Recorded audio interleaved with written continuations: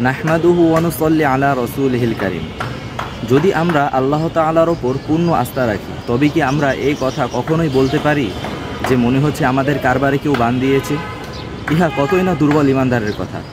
অনেক সময় মহিলারা বলে থাকেন, আমার স্বামীর ব্যবসা বাণিজ্যে কেউ তাবিজ করেছে।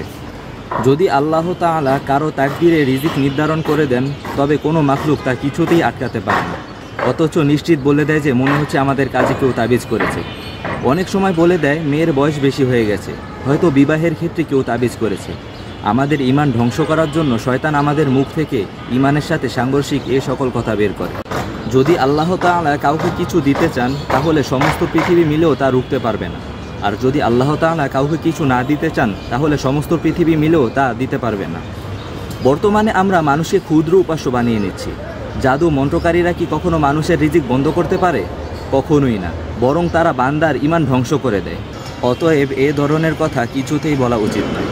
আল্লাহ তাআলার ইচ্ছা হলে তিনি তার বান্দাদের রিজিক প্রদান করবেন, আবার কখনো সংকীর্ণ করে রাখবেন। আল্লাহ তাআলা পবিত্র কোরআনে ইরশাদ করেন, ওয়ামা আসাবাকুম মিন মুসিবাতিন ফাবিমা কাসাবাত আইদিকুম, অর্থাৎ তোমরা যে বিপদে আক্রান্ত হও তা তোমাদের নিজ হাতের কামাই। কোনো মুসিবতে আক্রান্ত হলে 2 রাকাত নফল নামাজ পড়ে আল্লাহ তাআলার নিকট দোয়া করবেন। বলবেন, হে আল্লাহ, আমি আপনার দুর্বল বান্দা, পরীক্ষা নিলে পাশ করতে পারবো না। হে আল্লাহ, আপনি আমাকে পেরেশান থেকে দূর করুন এবং আমাকে বিপদ মুক্ত করুন। দেখবেন আল্লাহ তাআলা আপনার অবস্থা পরিবর্তন করে দেবেন। অতএব স্মরণ রাখতে হবে, কেউ আমাদের পেরেশানিতে ফেলেনি, আমাদের গুনাহগুলোই আমাদেরকে পেরেশানিতে ফেলে। আমাদেরকে আল্লাহ তাআলার ওপর পূর্ণ বিশ্বাস রাখতে হবে। আল্লাহ তাআলা আমাদের সবাইকে উক্ত কথার ওপর আমল করার তৌফিক দান করুন।